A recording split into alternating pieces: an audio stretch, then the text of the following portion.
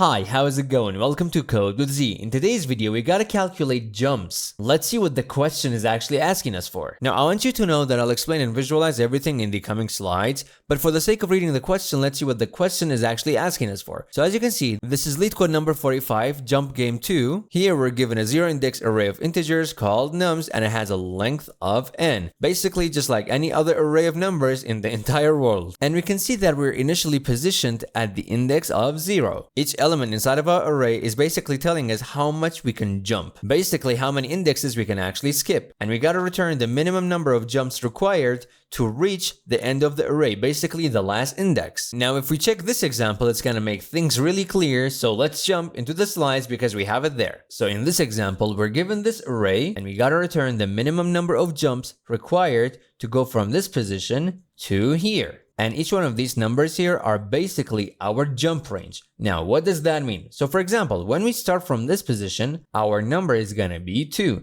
And this 2 is basically telling us that the range of our jump can be only 2, meaning we can go from 2 to 3, and that's gonna be a range of 1, and that's gonna be okay. Or we can actually go from 2 to 1, and that's gonna be a maximum range of 2. Because this value is 2, the maximum range for jumping is gonna be 2. If you think about it like a video game, this number here is basically telling us how much power our jump has. Currently, it has a power of 2, so we can maximum jump in a range of 2, as you can see. So we're gonna be like, all right, this position is the maximum jump that we can have, right? But it might not be a good idea to go directly from this position to this position. Why? Well, let's check it. If we go from 2 to 1, the value of this one is gonna be basically number 1, and that means our jump is gonna have a power range of 1. And this basically tells us that the maximum jump we can make is gonna be to this index here. And when we reach here, because this is also equal to 1, we're gonna only have a power range of 1, so you can only jump to the next slot,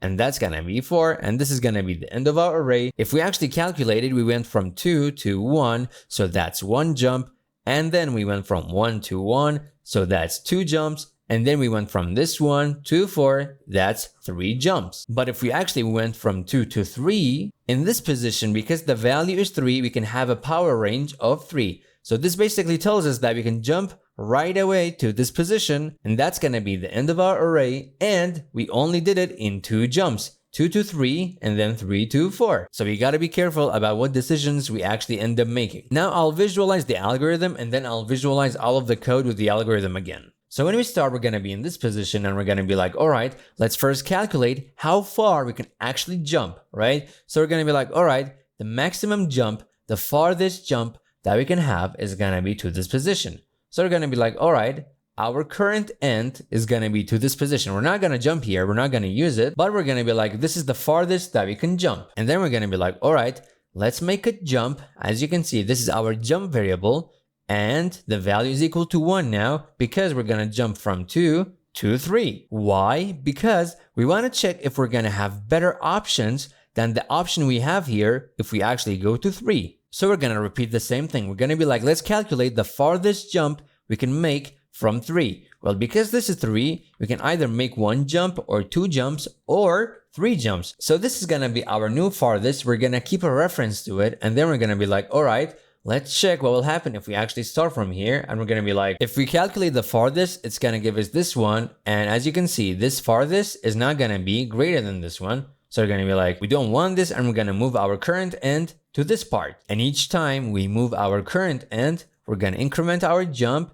And if we check, currently our current end is actually at the end of our array. So that's gonna be our answer. Now I'll visualize all of this again with the code version so you can actually see with your own eyes how things work. So let's do that. As you can see, we have our array here again, and this is gonna be our jumps variable, and it's initialized to 0. And as you saw, we're gonna also have another variable called current end, and we're gonna have another variable called farthest, and that's gonna be it. And because we wanna calculate the minimum amount of jumps we can actually make to get to the end of our array, we basically have to have a loop. This is gonna be representing our loop. Anything inside of it is gonna be inside the loop, And this is going to be a for loop. So we're going to have a variable, for example, called I, and this is going to keep on incrementing on each round. Inside here, we're going to have the things that we saw in the previous slides. We're going to calculate our farthest. We're going to say farthest is equal to maximum between the farthest and our new value. Our new value is going to be I plus nums of I. And again, don't worry, you're going to see how this works in a bit in the visualization. And then below this, we're going to be like, if I is equal to current end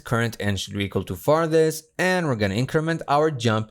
Again, don't worry, you're going to see how all of this works with your own eyes. And then at the end, we're going to be like, if current end is equal to the last index of our array, because nums is the name of our array here, we're going to break out of this loop and we're going to return the number of jumps that we have. Now, let's visualize this together. In the beginning, our I is going to be equal to 0. And again, this is the variable for our for loop. And because it's 0, nums of I is going to be basically pointing to this number here. So we're going to be like, let's calculate our farthest. We're going to say maximum between farthest, which is currently 0, so 0, and I plus nums of I. Well, I is 0 and nums of I is 2. So 0 plus 2, that's going to give us 2. We're going to pick the maximum between 0 and 2, and that's going to be 2. So our farthest is going to be equal to 2 now, and then we're going to be like, is I equal to current end? Well, I is 0, and current end is also 0, so we're going to say, yeah, 0 is equal to 0, so we're going to enter this if statement, and we're going to say current end should be equal to farthest, and if we check, farthest is equal to 2, so current end should be equal to 2, like so. And this line here is basically equal to what we had in the previous slides.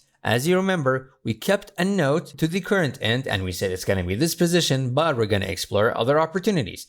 And then below this, we're going to increment our jump. And then after this, we're going to check if current end, which is 0, is equal to the last index of our numbers. And that's going to be 4. Because if we check 0, 1, 2, 3, 4, as you can see, the index of this number here is going to be 4. So we're going to ask, is 0 equal to 4? Not really. So we're going to jump on to the next round of our loop and our I is going to get incremented. In this round, our I is going to be 1. So nums of I is going to be pointing to this number. And we're going to calculate our farthest again.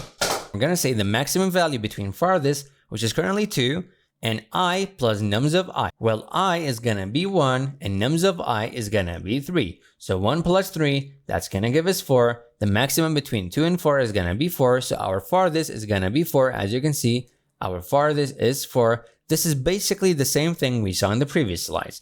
And then we're going to be like, if I, meaning 1, is equal to current end, which is 2, do the following. Well, this is not true, so we're not going to enter this if statement, and we're going to check the next if statement. We're going to say if current end, which is 2, is equal to the last index of our numbers array, which is 4, do the following. But this is also not true, and we're going to move on to the next round in our loop. In this round, our I is going to get incremented, and it's going to be equal to 2. So now nums of I is going to be pointing to this number here, and then we're going to calculate our farthest again. We're going to say, we're going to choose the maximum value between farthest, which is 4, and I plus nums of I. Well, I is 2, and nums of I is 1, so that's going to give us 3. And between 4 and 3, the maximum value is going to be 4. So 4 is going to be our farthest again.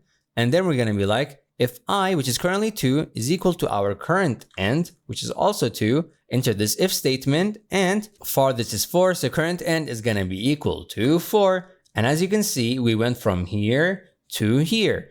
And then we're going to increment our jump. Each time we update our current end, we're going to update our jump and we're going to increment it. And then we're done with this if statement and we're going to check the next one. We're going to say if current end, which is currently 4, is equal to the last index of our numbers array, which is also 4, enter this if statement and break. Well, this is true, so we're going to break out of our loop and we're going to get to this line and we're going to return jumps. And because our jumps is 2, we're going to return 2. Now, let's code this in the simplest way possible. Alrighty, so just like we saw in the slides, we're going to need to define 3 simple variables. The first one is going to be jumps, and this is going to be equal to 0. And then we're going to have our current end, and this is going to be also initialized to 0. And then our last variable is going to be farthest, which is also initialized to 0. Then below this, we're going to have our for loop. We're going to say for let I being equal to 0. We want to keep on looping as long as I is smaller than nums.length minus 1. And we want to keep on incrementing I on each round. And then we're going to enter our for loop. The reason that we have minus 1 here is because if we have this array, for example, when we reach the last index, we don't want to check for other jumps because it doesn't make sense to keep on checking for jumps when we're already at the last index. And that's why we have -1 in our for loop. Here we're going to say, let's calculate our farthest, and this is going to be equal to math.max. So basically the maximum value between farthest itself and I plus nums of I, just like we saw on the slides. And then below this, we're going to have our if statement, and we're going to say if I is equal to current end, into this if statement, current end should be equal to farthest. And we also need to increment our jumps. And this is going to be everything that we need inside of this if statement. Below this, we're going to have another if statement, and we're going to say if current end is equal to the last index of our nums array. So that's going to be nums.length -1. That's going to give us the last index in our nums array. If we have this situation here, we want to break. And when we break out of the loop, we're going to need to return our jumps. Now, this is going to be all of our code. Let's run it. I hope I have not made any typos. Let's see. Yep, as you can see, both of them are accepted. Now, let's submit it. Moment of truth. Let's see if we're going to pass all of the test cases. And yes, as you can see, and we're beating 73% of all of the other submissions, even though this number is pretty random, but that's awesome. Thanks for watching. Don't forget to like and subscribe, and keep on coding.